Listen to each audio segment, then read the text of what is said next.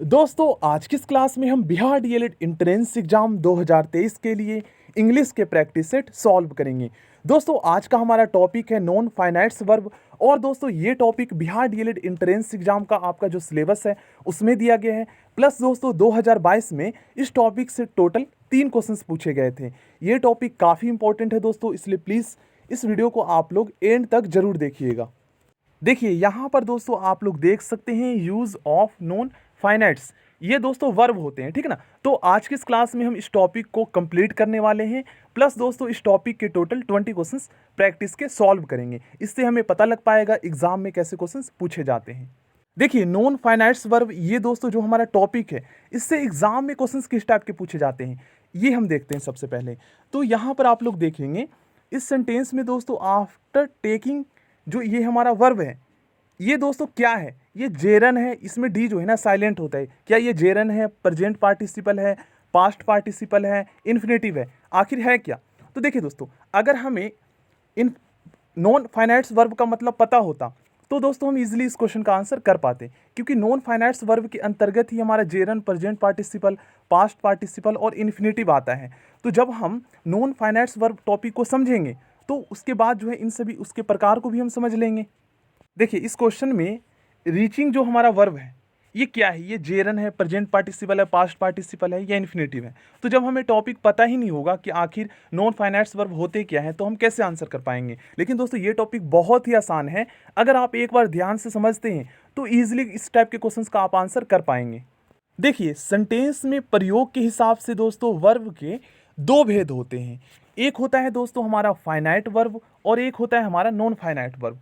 तो non finites verb के अंतर्गत जो है ना हमारा इन्फिनेटिव आ जाता है, जेरन आ जाता है और पार्टिसिपल आ जाता है। और पार्टिसिपल के अंतर्गत दोस्तों हमारा प्रेजेंट पार्टिसिपल, पास्ट पार्टिसिपल आता है, ठीक ना। तो इसको भी हम समझेंगे पार्टिसिपल क्या होता है, इन्फिनेटिव क्या होता है और जेरन क्या होता है। तो सबसे पहले दोस्तों हम फाइनाइट वर्ब का मतलब समझते हैं, क्योंकि फाइनाइट वर्ब का मतलब अगर आपको नहीं पता तो फिर आप नॉन फाइनाइट वर्ब का मतलब समझेंगे भी तो भी आपको काफ़ी कन्फ्यूजन रहेगा।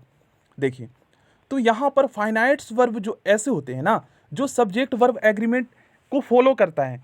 तो सब्जेक्ट वर्ब एग्रीमेंट क्या होता है आप सभी जानते हैं, जब हमारा सब्जेक्ट सिंगुलर होता है तो हम सिंगुलर वर्ब का यूज़ करते हैं। जैसे देखिए यहाँ पर ही जो है ना ही हमारा सिंगुलर है, सिंगुलर प्रोनाउन है, सिंगुलर सब्जेक्ट है, तो ही के साथ हम सिंगुलर वर्ब का यूज़ करते हैं।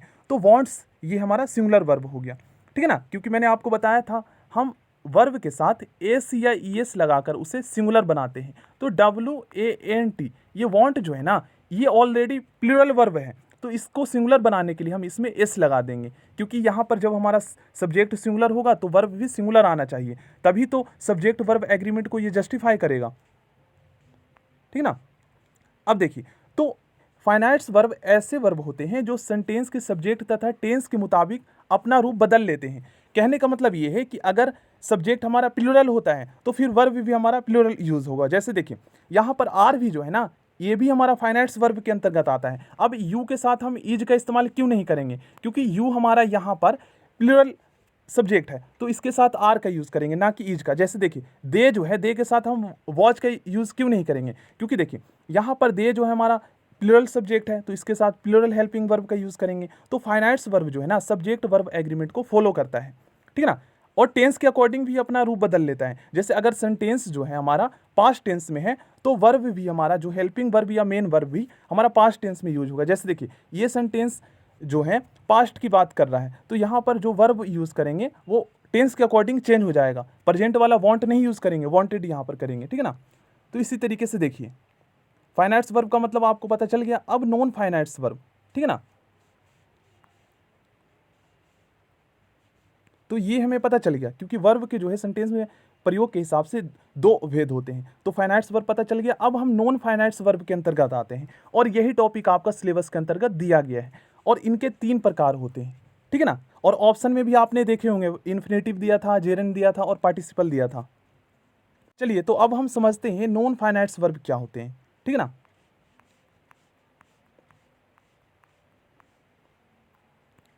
देखिए नॉन फाइनाइट्स वर्ब दोस्तों ऐसे वर्ब होते हैं जो सेंटेंस में जो है ना सेंटेंस में सब्जेक्ट तथा टेंस के मुताबिक अपना रूप नहीं बदलते। मतलब अगर हमारा सब्जेक्ट जो है ना सब्जेक्ट अगर मान लीजिए प्लूरल है तो ये अपना रूप नहीं बदलेंगे, सेम वैसे ही रहेंगे। अब ये वर्ब कौन कौन से होते हैं ये हम समझते हैं, ठीक है ना। तो देखिए सबसे पहले आप लोग देखेंगे तो यहाँ पर आप लोग देखेंगे ना, वांट जो है ना ये हमारा फाइनाइट्स वर्ब के अंतर्गत आएगा। जैसे यहाँ पर देखिए ही जो है हमारा, ही हमारा सिंगुलर सब्जेक्ट है, तो इसके साथ वांट्स सिंगुलर मेन वर्ब का यूज़ किया गया है, ठीक है ना। तो ये वाला हमारा फाइनाइट्स वर्ब के अंतर्गत आएगा। लेकिन ये टू राइट आप देख रहे हैं ना, टू राइट WRIT, ये हमारा नॉन फाइनाइट्स वर्ब के अंतर्गत आएगा। अब देखिए यहाँ पर आप लोग देखेंगे तो यहाँ पर जो है ना सब्जेक्ट के अकॉर्डिंग अगर देखा जाए तो इनमें चेंजेस हुआ है, फाइनाइट वर्ब में चेंजेस हुआ है। जैसे यहाँ पर प्लूरल वर्ब का यूज़ किया गया है, इसी के साथ देखिए ही के साथ सिंगुलर मेन वर्ब का यूज़ किया गया वांट्स। लेकिन यहाँ पर आप लोग देखेंगे ना इसमें कोई चेंजेस नहीं हुआ है। टू राइट जो है ये हमारा नॉन फाइनाइट्स वर्ब के अंतर्गत आएगा। अब देखिए जैसे यहाँ पर टेंस में चेंजेस हुआ है, आप लोग देखिए टेंस में चेंजेस हुआ है, तो उसी के अकॉर्डिंग दोस्तों यहाँ पर हमारा मेन वर्ब जो है वांटेड, इसमें चेंजेस हुआ है क्योंकि ये हमारा फाइनाइट वर्ब के अंतर्गत आता है। लेकिन टू राइट में कोई चेंजेस नहीं हुआ है।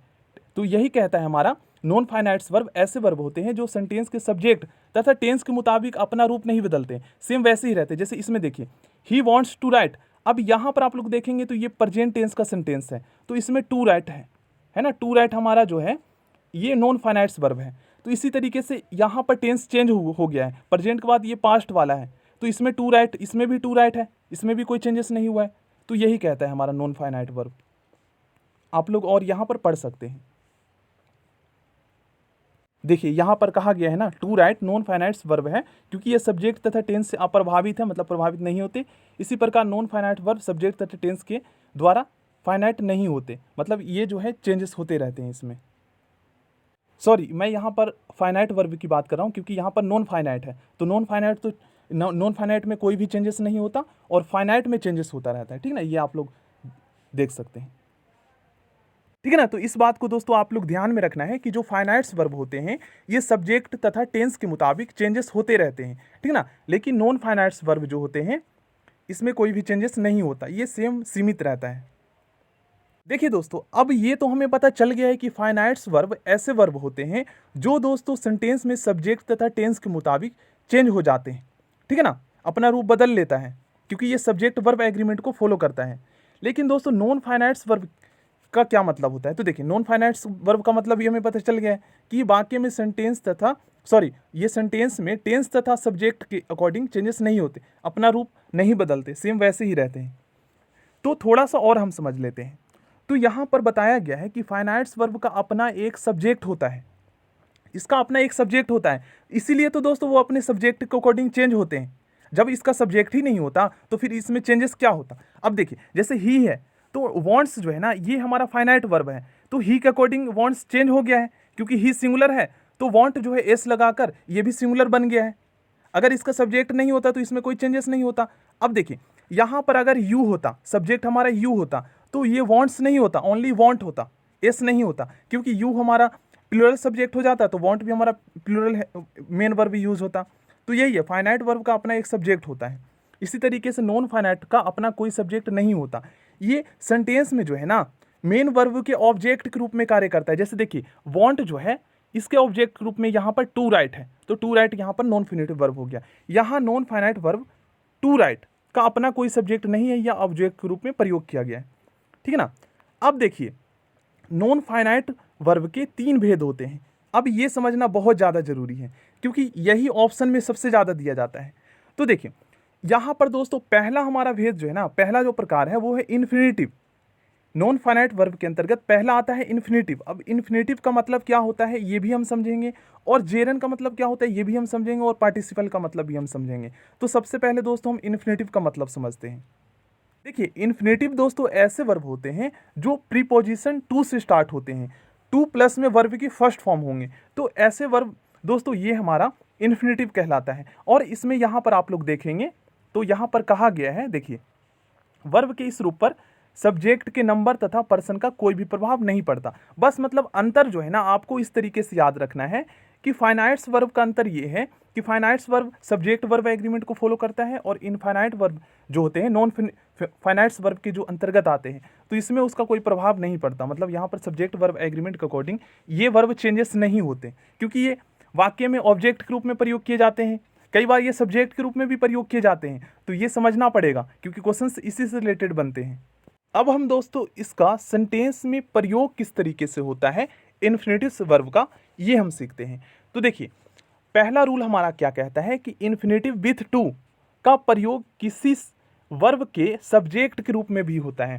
कहने का मतलब ये है कि अगर टू प्लस में वर्ब की फर्स्ट फॉर्म, ये हमारा इन्फिनेटिव वर्ब होते हैं, तो इसका प्रयोग दोस्तों अगर हम वाक्य में करेंगे ना तो ये बिल्कुल सही होगा।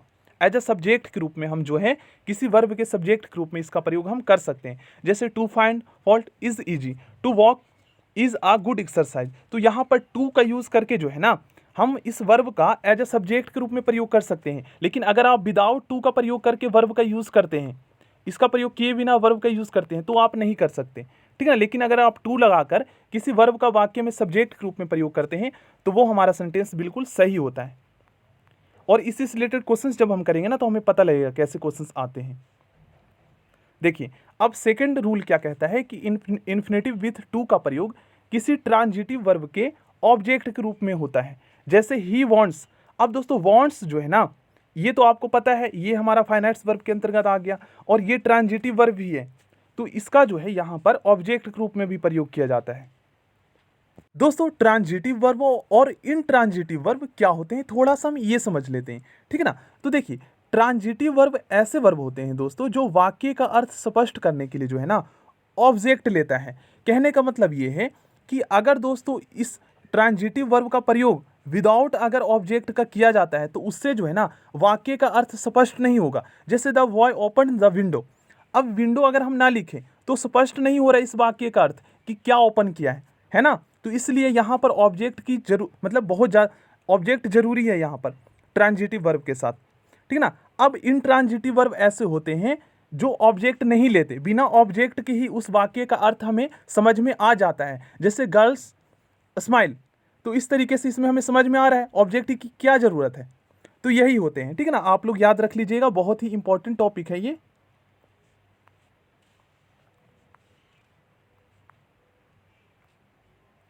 ठीक है ना। तो अब हमें समझ में आ गया कि इन्फिनेटिव विथ टू का प्रयोग जो है ट्रांजिटिव वर्ब के ऑब्जेक्ट के रूप में भी होता है। अब यहाँ पर देखिए, ट्रांजिटिव वर्ब ऐसे वर्ब होते हैं जो आपको पता चल गया अपना अर्थ स्पष्ट करने के लिए ऑब्जेक्ट लेता है, ठीक ना। अब ये वह चाहता है, क्या अर्थ स्पष्ट नहीं हो रहा है, टू गो जाना, तो इसीलिए देखिए टू गो हमने जो है इस वर्ब के इस ट्रांजिटिव वर्ब के ऑब्जेक्ट के रूप में प्रयोग किया है। तो इंट्रांजिटिव वर्ब का प्रयोग जो है इन्फिनेटिव का प्रयोग जो है इंट्रांजिटिव वर्ब के ऑब्जेक्ट के रूप में भी होता है। अब नेक्स्ट रूल हमारा क्या कहता है कि इन्फिनेटिव विथ टू का प्रयोग किसी वर्ब के कॉम्प्लीमेंट के रूप में भी होता है। जैसे यहाँ पर ही her desire is to see me again, तो यहाँ पर देखेंगे टू सी है ना। तो यहाँ पर आप लोग देखेंगे इज जो है हमारा हेल्पिंग वर्ब है और दोस्तों इस वर्ब के कॉम्प्लीमेंट के रूप में हमारा टू सी का प्रयोग किया गया है। अब देखिए नेक्स्ट नियम क्या कहता है। देखिए अभी तक दोस्तों हमने क्या सीखा है, ऐसे वर्ब जिसके आगे टू प्रीपोजिशन लगा हो प्लस में वर्ब की फर्स्ट फॉर्म हो तो वो हमारा इन्फिनेटिव वर्ब कहलाते हैं, ठीक ना। लेकिन दोस्तों इन्फिनेटिव जो है ना विदाउट टू के भी इस्तेमाल किए जाते हैं, मतलब ऐसे वर्ब जिसके आगे टू ना नहीं भी लगा हो तो भी वो हमारा इन्फिनेटिव होता है। बट ये है कि वो वाक्य में किस तरीके से प्रयोग किया जा रहा है ये हमें समझना होता है। तो आप सभी जानते हैं इन्फिनेटिव वर्ब जो होते हैं वाक्य में ऑब्जेक्ट के रूप में भी प्रयोग होते हैं और सब्जेक्ट के रूप में भी। अगर टू वर्ब की फर्स्ट फॉर्म लगाकर सब्जेक्ट के रूप में प्रयोग करें तो ये बिल्कुल सही होगा। और ऑब्जेक्ट के रूप में जो है ना हम दोस्तों इस तरीके से भी प्रयोग कर सकते हैं, ठीक ना। लेट मी गो, इससे हमें अर्थ पता चल रहा है कि ये इन्फिनेटिव है। देखिए दोस्तों यहाँ पर थोड़ा सा आप लोग ध्यान दीजिए, लेट का जो प्रयोग है ना यहाँ पर दोस्तों एज अ ट्रांजिटिव वर्ब के रूप में किया गया है। तो इन्फिनेटिव का रूल क्या कहता है कि टू प्लस में वर्ब की फर्स्ट फॉर्म इन्फिनेटिव या विदाउट टू भी जो है किसी ट्रांजिटिव वर्ब के ऑब्जेक्ट के रूप में वाक्य को पूरा स्पष्ट करने के लिए होता है, ठीक ना। और ट्रांजिटिव वर्ब जो है अपना अर्थ स्पष्ट करने के लिए ऑब्जेक्ट भी लेता है। तो इसी तरीके से हम यहाँ पर गो का इस्तेमाल कर सकते हैं। अब देखिए उसके बाद यहाँ पर जो है ना इन्फिनेटिव जो है टू प्लस में वर्ब की फर्स्ट फॉर्म के साथ भी होता है और विदाउट टू का यूज़ भी जो है हम इन्फिनेटिव के अंतर्गत करते हैं।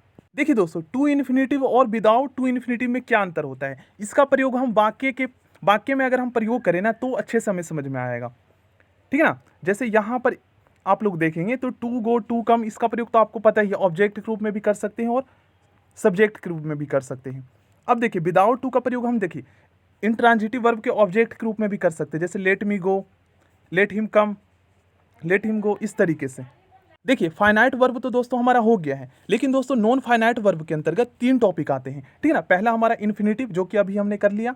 अब आता है सेकंड जेरन, उसके बाद दोस्तों हमारा आता है पार्टिसिपल। तो जल्दी से इस टॉपिक को कंप्लीट करते हैं, देन उसके बाद प्रैक्टिस सेट सॉल्व करेंगे।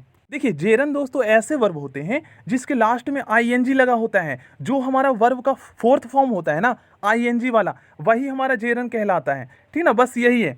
तो जेरन का प्रयोग जो है ना, हम सब्जेक्ट के रूप में भी कर सकते हैं और ऑब्जेक्ट के रूप में भी कर सकते हैं। देखिए तो इनका प्रयोग थोड़ा सा जल्दी से हम समझ लेते हैं, देन उसके बाद जो है जल्दी से आगे क्वेश्चंस करेंगे। तो उपरोक्त वाक्यों में walking, reading and playing non की तरह प्रयुक्त हुआ है ना। ये सभी जो आप देख रहे हैं फोर्थ फॉर्म वाला जो हमारा वर्ब है, ये नॉन की तरह प्रयोग हुआ है, इसलिए ये जेरन है। लेकिन इसमें वर्ब के लक्षण भी है। जेरन एक प्रकार का नॉन है, लेकिन विभिन्न परिस्थितियों में इसमें नॉन और वर्ब दोनों के लक्षण रहते हैं। इसे समझने के लिए इन वाक्यों पर विचार करें। जैसे देखिए ही लाइक्स रीडिंग, और आप सभी जानते हैं दोस्तों कुछ वर्ब ऐसे होते हैं ना जिसके बाद हमेशा वर्ब की फोर्थ फॉर्म आता है। तो देखिए लाइक्स के बाद यहाँ पर रीडिंग और वॉकिंग आया है ना। और ऐसे यहाँ पर दोनों का अर्थ लगता है, वर्ब के रूप में भी यहाँ पर प्रयोग हुआ है और नॉन के रूप में भी, मतलब लक्षण दोनों के हैं। नॉन के रूप में दोस्तों हम इस तरीके से भी कह सकते हैं, reading story is a good habit, इस तरीके से भी कह सकते हैं। तो देखिए उपरोक्त वाक्यों में जो है सेंटेंस वन में रीडिंग एक जेरन है, चूंकि यह ट्रांजिटिव वर्ब लाइक का ऑब्जेक्ट है। अब देखिए यहाँ पर कहा गया है ट्रांजिटिव वर्ब लाइक का ऑब्जेक्ट है, तो इसका मतलब ये है कि दोस्तों हम जो है ना जेरन का इस्तेमाल ट्रांजिटिव वर्ब के ऑब्जेक्ट के रूप में भी कर सकते हैं, इसलिए इसे नॉन कहेंगे। पुनः स्टोरीज और रीडिंग का ऑब्जेक्ट है, इसलिए इसे वर्ब कहेंगे। चलिए तो जल्दी से दोस्तों अब हम जो है पार्टिसिपल का मतलब समझ लेते हैं। तो पार्टिसिपल के अंतर्गत दोस्तों 3 प्रकार के आ जाते हैं। देखिए पहला जो है ना वर्ब की फर्स्ट फॉर्म वाला आईएनजी फॉर्म वाला जो होता है ना, फोर्थ फॉर्म, वो हमारा प्रेजेंट पार्टिसिपल कहलाता है। और दोस्तों जो हमारा देखिए यहाँ पर आप लोग एक बार देखेंगे,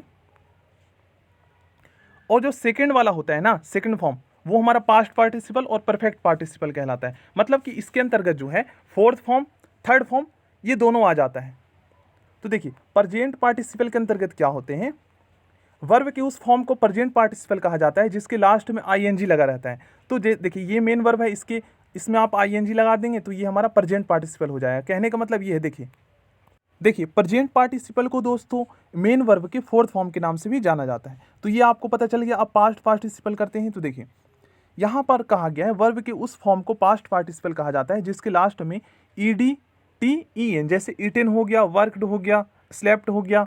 तो ये सभी जो होते हैं हमारे पास्ट पार्टिसिपल के अंतर्गत आते हैं। मतलब कि जो वर्ब के थर्ड फॉर्म होते हैं ना, ये हमारे पास्ट पार्टिसिपल होते हैं। ये होता है हमारा परफेक्ट पार्टिसिपल। इसके अंतर्गत दोस्तों क्या होता है, हैविंग प्लस में वर्ब की थर्ड फॉर्म के स्ट्रक्चर पर आधारित होता है। तो ये एडवांस लेवल के होते हैं जो एसएससी सीजीएल में पूछे जाते हैं, ठीक है ना। 10th लेवल के एग्जाम में जो है इतना डिफिकल्ट टॉपिक नहीं आता है। देखिए अब दोस्तों जो हम टोटल 20 क्वेश्चंस करने वाले हैं, इसको दोस्तों आप लोग एक प्रकार से टेस्ट मान लीजिएगा। और दोस्तों आप लोग जो है ना कमेंट बॉक्स में अपना स्कोर जरूर बताइएगा कि टोटल 20 क्वेश्चंस में से कितने क्वेश्चंस आपके सही हुए हैं। क्योंकि दोस्तों टॉपिक तो आपको अब समझ में आ गया है, तो अब आपका टेस्ट है। अब देखिए तो फर्स्ट क्वेश्चन में यहाँ पर है to walk is a good exercise. तो टू वॉक जो है ना, ये हमारा कौन सा वर्ब है, इन्फिनेटिव है या जेरन है या पार्टिसिपल है या फाइनाइट वर्ब है, ये आपको बताना है। तो देखिए वर्ब के अगर सेंटेंस में प्रयोग के हिसाब से वर्ब के 2 भेद होते हैं, पहला फाइनाइट और दूसरा नॉन फाइनाइट्स, ठीक ना। तो फाइनाइट्स तो हटा दीजिए आप लोग, क्योंकि ये सब्जेक्ट वर्ब एग्रीमेंट के अकॉर्डिंग यूज़ किया जाता है। अब देखिए नॉन फाइनाइट के अंतर्गत हमने 3 तरह के वर्ब पढ़े थे। पहला था हमारा इन्फिनेटिव जो विथ टू और विदाउट टू यूज होता है, सब्जेक्ट के रूप में भी हो सकता है और ऑब्जेक्ट के रूप में भी, जेरन आईएनजी वाला। और पार्टिसिपल में हमारा फोर्थ फॉर्म वाला आईएनजी वाला, उसके बाद थर्ड फॉर्म और हैविंग वाला। तो देखिए टू है ना, देखिए वॉक जो है हमारा 2 प्लस में वर्ब की फर्स्ट फॉर्म, ये होता है हमारा इन्फिनेटिव विथ टू वाला। तो ये है हमारा टू वॉक, इन्फिनेटिव है, ऑप्शन ए इसका राइट आंसर होगा। अब इस क्वेश्चन में दोस्तों मुझे आप लोग बताइए वॉन्ट्स जो ये हमारा वर्ब है ये कौन सा है। तो आप सभी जानते हैं यहाँ पर वॉन्ट्स जो है ना, ये दोस्तों सब्जेक्ट के अकॉर्डिंग प्रयोग किया गया है, क्योंकि यहाँ पर हमारा सब्जेक्ट जो है थर्ड पर्सन का सिंगुलर सब्जेक्ट है, ही, तो ही के साथ यहाँ पर वांट्स जो है ये सिंगुलर मेन वर्ब का प्रयोग किया गया है। तो ये हमारा किस में आएगा, फाइनाइट वर्ब में आएगा, ठीक है ना, क्योंकि ये सब्जेक्ट वर्ब एग्रीमेंट को फॉलो करता है। तो इसका राइट आंसर ऑप्शन डी हो जाएगा। अब दोस्तों इसी क्वेश्चन को जो है ना दूसरे तरीके से भी पूछा जा सकता है कि टू राइट बताइए क्या है। तो देखिए यहाँ पर आप लोग देखेंगे वांट्स जो है ना ये हमारा ट्रांजिटिव वर्ब है जो अपना अर्थ स्पष्ट करने के लिए ऑब्जेक्ट लेता है। तो देखिए हम सभी जानते हैं कि इन्फिनेटिव का प्रयोग दोस्तों हम ऑब्जेक्ट के रूप में भी करते हैं ट्रांजिटिव वर्ब का अर्थ स्पष्ट करने के लिए। तो यहाँ पर टू राइट जो है ये हमारा इन्फिनेटिव के अंतर्गत आएगा ना, इस तरीके से भी हम कह सकते हैं, क्योंकि देखिए ही वांट्स वह क्या चाहता है, इससे अर्थ स्पष्ट नहीं होता, तो टू राइट स्पष्ट कर देता है, तो इसलिए ये हमारा इंट्रांजिटिव वर्ब का ऑब्जेक्ट के रूप में प्रयोग किया गया है और ये इन्फिनेटिव है। देखिए दोस्तों अब आप लोग खुद ही देख सकते हैं कि इस क्वेश्चन का आंसर आप लोग कितना जल्दी कर पा रहे हैं, बस समझने का देर था। अब यहाँ पर आप लोग बताइए अलाउ मी टू गो, तो टू गो यहाँ पर हमारा क्या है, इन्फिनेटिव है विथ टू वाला, ऑप्शन है इसका राइट आंसर हो जाएगा। नेक्स्ट क्वेश्चन करते हैं, लेट मी गो, तो यहाँ पर दोस्तों गो का यूज जो है, गो यहाँ पर कौन सा वर्ब है हमारा, तो ये है हमारा इन्फिनेटिव विदाउट टू वाला, क्योंकि यहाँ पर इस सेंटेंस का अर्थ स्पष्ट करने के लिए गो का यूज किया गया है जो कि इंट्रांजिटिव वर्ब के ऑब्जेक्ट के रूप में है। देखिए इस क्वेश्चन में दोस्तों हमें बताना है रनिंग क्या है, ये जेरन है या प्रेजेंट पार्टिसिपल है या पास्ट पार्टिसिपल है या इन्फिनेटिव है। आप दोस्तों इस बात को लिख लीजिए, 90% स्टूडेंट जो है ना इसमें कंफ्यूज होंगे। मोस्टली स्टूडेंट को लग रहा होगा कि ये जेरन है, लेकिन दोस्तों मैंने जब आपको प्रेजेंट पार्टिसिपल समझाया था तो उसमें मैंने आपको क्या बताया था, उसमें बताया था कि दोस्तों प्रेजेंट पार्टिसिपल का प्रयोग जो है ना, मतलब कि मेन वर्ब की देखिए मेन वर्ब की जो फोर्थ फॉर्म होती है हमारी, मेन वर्ब की फोर्थ फॉर्म जिसे हम आईएनजी फॉर्म वाला वर्ब भी बोलते हैं, वो किसी वाक्य में मेन वर्ब के रूप में भी तो प्रयोग होता है। जैसे आई एम कमिंग, तो कमिंग जो है ये हमारा प्रेजेंट पार्टिसिपल है, क्योंकि दोस्तों आप सभी जानते हैं मेन वर्ब का प्रयोग एज अ प्रेजेंट पार्टिसिपल के रूप में होता है। देखिए हमने क्या पढ़ा था कि पार्टिसिपल का प्रयोग दोस्तों चाहे वो हमारा प्रेजेंट पार्टिसिपल हो या पास्ट पार्टिसिपल हो या परफेक्ट पार्टिसिपल हो, पार्टिसिपल का प्रयोग दोस्तों सेंटेंस में जो है वर्ब तथा एडजेक्टिव के रूप में होता है। तो हमारा सेंटेंस क्या था, देखिए हमारा सेंटेंस यही था ना, ए कैमल इज रनिंग, तो यहाँ पर आप लोग देखेंगे रनिंग जो है ये एज अ वर्ब के रूप में, मेन वर्ब के रूप में प्रयोग किया गया है जो कि वर्ब की फोर्थ फॉर्म है। तो वर्ब की फोर्थ फॉर्म जो आईएनजी वाला होता है उसे हम प्रेजेंट पार्टिसिपल कहते हैं, और प्रेजेंट पार्टिसिपल हो या पास्ट पार्टिसिपल हो या परफेक्ट पार्टिसिपल हो, इसका प्रयोग जो है सेंटेंस में एज अ मेन वर्ब या एडजेक्टिव के रूप में होता है। तो यहाँ पर आप लोग देखेंगे मेन वर्ब के रूप में किया गया है, ठीक है ना। तो ये जेरन नहीं है, ये हमारा प्रेजेंट पार्टिसिपल है, क्योंकि जेरन का प्रयोग दोस्तों सब्जेक्ट या ऑब्जेक्ट के रूप में होता है। देखिए यहाँ पर आप लोग देख सकते हैं,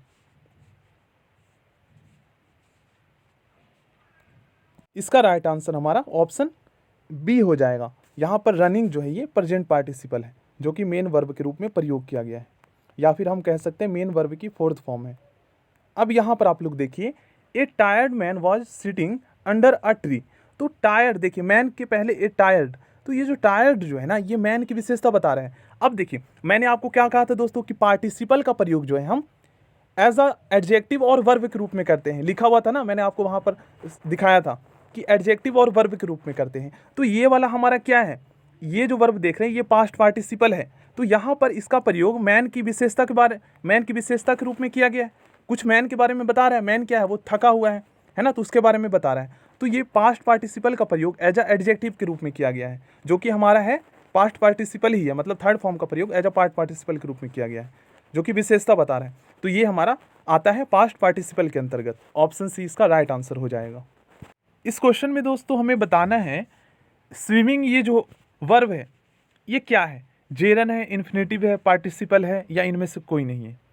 तो देखिए स्विमिंग जो है ना एज अ ऑब्जेक्ट के रूप में आप लोग देख रहे हैं प्रयोग किया गया है, ठीक है ना, मेन वर्ब के रूप में प्रयोग तो नहीं किया गया है, तो ये हमारा जेरन है, ठीक है ना। और एक रूल आप लोग याद रखिएगा, देखिए जब भी दोस्तों इस टाइप के प्रीपोजिशंस आते हैं जैसे from, before, after, at, in, on, by, without, for, to, besides, तो इसके बाद दोस्तों हमेशा जेरन का प्रयोग होता है। जैसे यहाँ पर आप लोग देख सकते हैं फ्रॉम जो है ये हमारा प्रीपोजिशन है, तो इसके बाद हमेशा वर्ब की जो है ना हमेशा फोर्थ फॉर्म आएगा आईएनजी वाला, इस तरीके से आप लोग याद कर सकते हैं। और ये काफ़ी इंपॉर्टेंट है, इसमें दोस्तों क्वेश्चंस दिए जाते हैं बनाकर।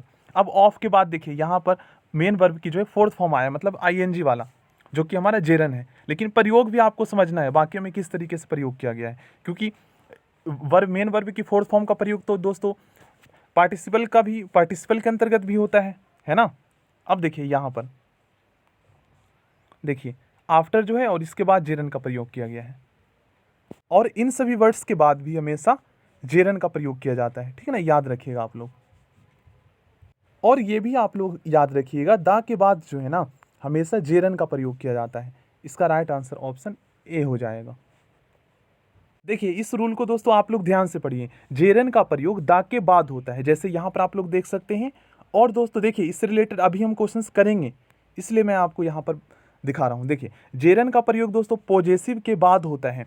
जैसे देखिए पॉजेसिव के अंतर्गत जो है ना 4 तरह के वर्ड्स आते हैं, जो कि दोस्तों मैंने आपको बताया था। जैसे देखिए एक होता है हमारा एप्रोस्ट्रोफी, उसके बाद दूसरा होता है एप्रोस्ट्रोफी एस, तीसरा होता है पॉजेसिव एडजेक्टिव, और चौथा होता है हमारा पॉजेसिव प्रोनाउन। देखिए यहाँ पर आप लोग देख सकते हैं लिखा हुआ है पॉसेसिव, पॉजेसिव का तात्पर्य एप्रोस्ट्रोफी, एप्रोस्ट्रोफी एस, पॉजेसिव एडजेक्टिव तथा पॉजेसिव प्रोनाउन से होता है, ठीक है ना। तो देखिए यहाँ पर इस टाइप के अगर वर्ड्स आए इन चारों में से कोई भी, तो दोस्तों आपको ध्यान रखना है कि जेरन का प्रयोग होगा, आईएनजी वाला फॉर्म लगेगा। जैसे देखिए यहाँ पर आया है, उसके बाद यहाँ पर भी आया पॉजेसिव, और देखिए यूआर पॉजेसिव, यहाँ पर यह वाला हो गया हमारा पॉजेसिव एडजेक्टिव। तो देखिए इसके बाद भी हमारा फोर्थ फॉर्म वाला आया है, मतलब जेरन का प्रयोग हुआ है, ठीक है ना। तो इस चीज़ को आप लोग ध्यान में रखिएगा। देखिए इस क्वेश्चन में दोस्तों एप्रोस्ट्रोफी इस, जो कि पॉजेसिव का प्रयोग किया गया है, ठीक है ना। तो इसके बाद आप सभी जानते हैं जेरन का प्रयोग होता है, तो इसका राइट आंसर ऑप्शन डी हो जाएगा। Question number 10, he saved her from droning. अब यहाँ पर देखेंगे तो फ्रॉम के बाद आप सभी जानते हैं दोस्तों आईएनजी वाला आएगा, जेरन आएगा ना, अभी हमने इसका नियम पढ़ा है, तो इसका राइट आंसर ऑप्शन ए हो जाएगा। देखिए यहाँ पर दोस्तों आप लोग देखेंगे तो प्रीपोजिशन आफ्टर का प्रयोग किया गया है, तो आफ्टर के बाद वर्ब की फोर्थ फॉर्म वाला आता है, मतलब जेरन का प्रयोग होता है, ठीक ना। इसका राइट आंसर ऑप्शन डी हो जाएगा। देखिए question number 12, on reaching Patna he phone me.